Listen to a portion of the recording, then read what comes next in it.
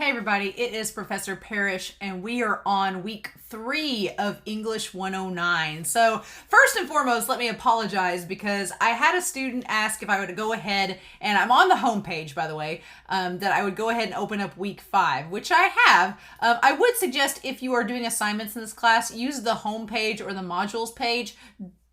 Don't go through assignments because sometimes that just leaves you with a big old list and it's kind of confusing. So I would say go through the modules or the homepage to get to your assignments. But anyway, I had a student request that I open up week 5, which is a couple weeks from now. And so I did. And unfortunately, there was a glitch in Canvas that the glitch in Canvas I had 2 week 5 discussion forums. One was an old discussion forum and one was the new one. And it published both of them. And the old discussion forum says it was due like this weekend. And I was like, no, that's not right.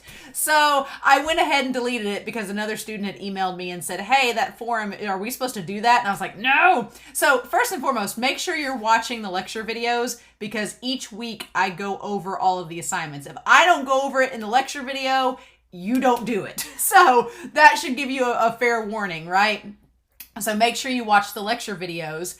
And then if you go to week 5 and actually click on the discussion forum, it will take you to the correct one. So this is the one you should do. The one that you should not have done was accidentally published by Canvas. So just ignore that one. I've deleted it, so you should be fine. But let's talk about week 3. Week 3 probably has, week 3 has a lot more assignments, has one more assignment, so I would not dilly-dally around with that one. I'd go ahead and get started on it, but you have a discussion forum, your first paper is due, your writing prep for the next paper is due because this summer is going to go by quickly, so I'm trying to get us to prep before midterm, and then we have a textbook and a grammar review. So we're going to review all these and just make sure we're all on the same page. So if I go to our module guide here, you'll see that the only assignment for this week is to read chapter 5, which is pages 121 to 151 in our textbook. Now I do have posted on here how to create a useful outline. So if you're still since we're doing the writing prep for compare and contrast this week, if you're still struggling with how to write an outline, if you click on this document, it's going to give you like a little brief overview of just things that can help you to create an outline. It's pretty short and sweet. Just gives you like an overall what the whole point of the outline is, how you create it, and then just ways that you can come up with ideas. So it's just a pretty short, brief explanation that hopefully will be there as a resource if you need to. But let's go ahead and go and talk about the assignments for this week. So the discussion forum for this week is on organization and writing, and it looks like some of you have already answered the questions for it. So kudos. Thank y'all for working ahead.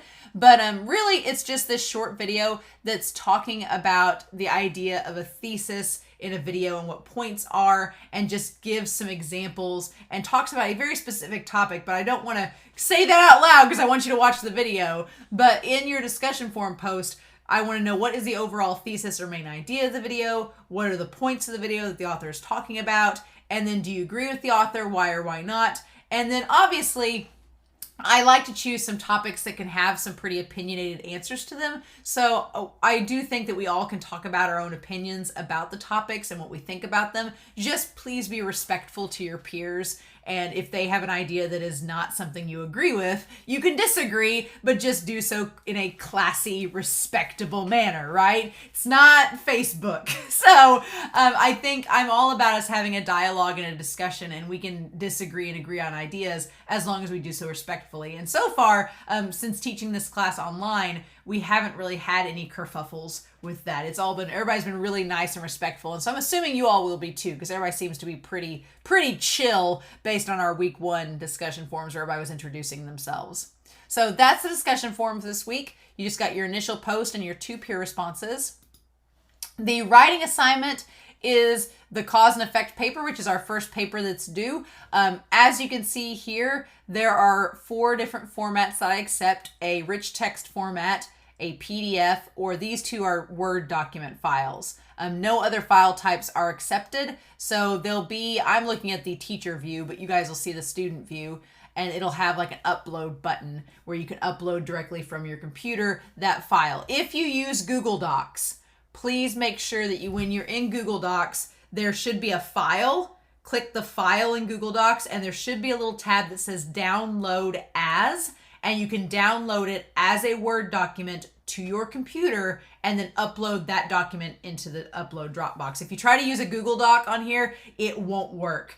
So just make sure that you download it onto your computer from Google Docs and then upload that file from your computer into the upload Dropbox here. And if you have any questions about that, just let me know. And so, yeah, we are going to go ahead and talk about compare and contrast. It is our second paper. And I like compare and contrast a lot. I think compare and contrast is a simple paper because it's just us telling the similarities and differences between two topics. And those two topics can literally be anything as long as they have similarities or contrasting elements. So for example, I'll go ahead and click the guidelines on here. So for example, and somebody's already submitted their paper, so that's awesome. So they're already submitted their writing prep. Yay, rah. So for example, I've had students write papers about, I had one student that worked like a union job and a non-union job. So they talked about the differences between working for a union and a non-union position. So that was a really cool paper. I've had students write about the differences between vampires and werewolves. I've had people write about the differences between a book series and the film adaptation. I've had students write about the differences between high school and college. That's been a popular topic. I've had students write about differences between summer vacations before in the past. I've had students write about differences between going to finals their junior year in a sport and going to finals their senior year in a sport. I've had lots of different topics come about, and really it doesn't matter what you write about as long as it's enough to give you 3 pages of content and your final draft, and it consists of comparing and contrasting elements. So next week we'll read the chapter on compare and contrast, but usually how people organize, you'll see down here in this outline here, how people usually organize their papers is either through what's called subject by subject or point by point. So I'm actually going to download this and show you all what I'm talking about. So let me pull this up here and I'll kind of go over and show you all what I mean. So get this opened up. Okay. So for example, I'm going to kind of come down here and show you all. There are 2 different types of outlines. So for a compare and contrast outline, there is point by point and subject by subject. So point by point, or PBP, how you do that for your outline would be you have your intro, and then it's going to automatically give me Roman numerals, which is fun. So then I'm going to say point by point, if let's say I'm doing, my topic is going to be cats versus dogs. That's pretty simple. So my first point would be, I'm going to organize my paper by the points, not the subjects themselves. So I would say my first point would be like exercise and maintenance. All right. And then I would have a sub point here, which would be, I'd talk about cats first and then dogs.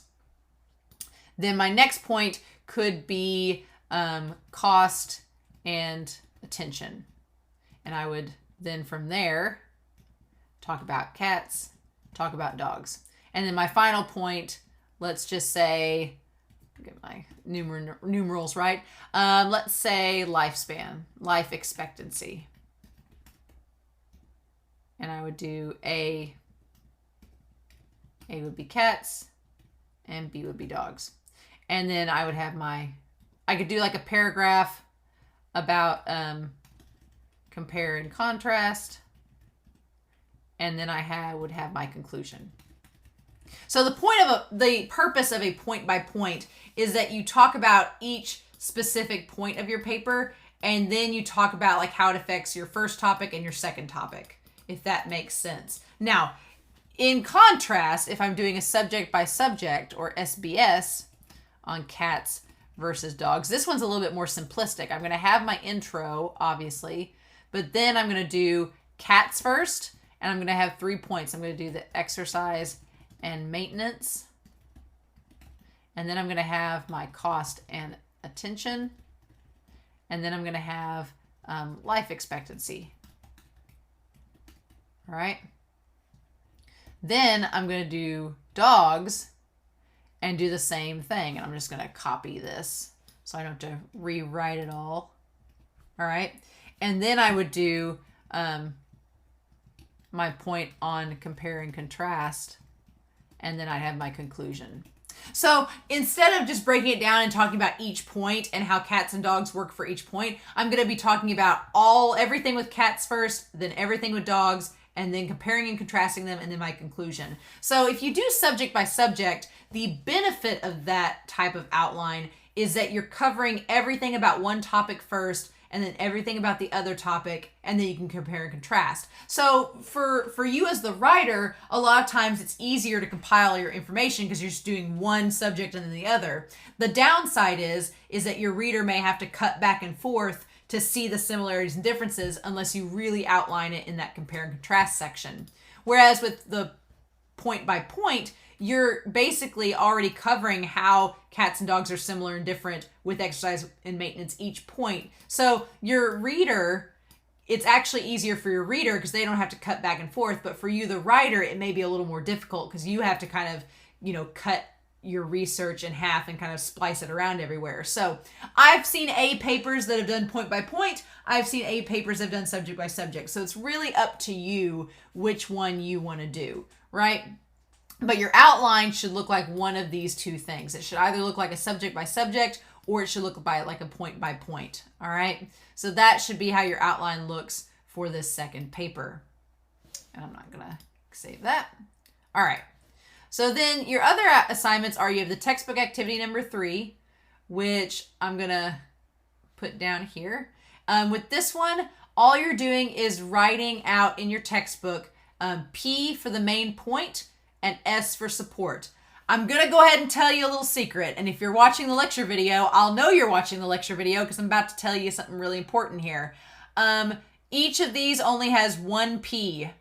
The rest are S's. So each question will have one main point, which you'll put P beside, and then the rest will be S. So for example, I'll go ahead and do number 1 for you. So if you're watching the lecture video, you'll have number 1 answered. So we have, this has been a wonderful week. I won $100 in the state lottery. I scored a 96 on my chemistry exam. My boss gave me a big raise.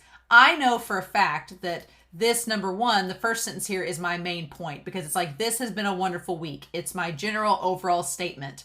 These 3 sentences here are just supporting that main statement. So I'm going to put my P here. The rest of these are going to be S's. So in all of these questions, there is only, in the main part here for numbers 1 through 15, there is only one P and the rest are S's. If you put more than one P, I will count it wrong and you will get no points for that question. So be prepared. I mean, this questions 1 through 15 are easy. They're not hard, but you just have to follow the directions. All right. And then for part 2, there's only 5 questions and you just have to read the passage and then put an X beside the passage that does not have enough supporting details. So the passage that's weaker, you put an X beside. All right. That's it for the textbook activity. That's all for that one. And then finally, with the grammar review, we'll put this right up here. The grammar review just covers these pages in our textbook. In activity 1, you're writing the incorrect verb in each sentence and then the correct verb beside it. So some verb is wrong and we're going to correct it. And then for activity 2, you're choosing the correct verb in the correct form of the verb in italics for each of the blanks. So you'll see that in our textbook. And then finally, we then have, you'll write whether it's good or well. I always think of Tracy Morgan in 30 Rock, where he's like, Superman does good, you do well. I was like, that's my favorite because I think we do oftentimes say well in the wrong context. And that's just the region we're in. I do it all the time and I just say that I'm off duty. So that's what these questions are asking is it good or is it well? And then finally, the last part is choosing the correct word for the sentence from the parentheses. So the grammar review should actually not take a lot of time this week, but just make sure if you have any questions, you email me to let me know. But that is essentially our class for this week. That is module number 3. So just make sure if you have any questions about these assignments to let me know. The big thing is don't forget your cause and effect paper. That's worth 50 points. It's worth a lot this week, so make sure you get that turned in. And just as always, just make sure to organize your time so you get all the assignments turned in. And if you have any questions, just feel free to email me and let me know. But SIC's campus is closed on June 20th on Monday because we're celebrating Juneteenth. So our campus will be open Tuesday through Thursday this next week. And I will be on campus Tuesday and Thursday. I'll be off on Wednesday. So if you need anything, just feel free to email me. And on Tuesday and Thursday, I'll make sure to get back to you. And I'll probably check my email on Monday. But since it's a holiday, I'll probably be off and away from my computer for most of the day. But I will probably check it that night. So if you've got any questions, you can email me and let me know. But otherwise, I hope you all have a wonderful week. Please stay safe, take care, and I will talk to you all again next week with week 4 of English 109. Bye.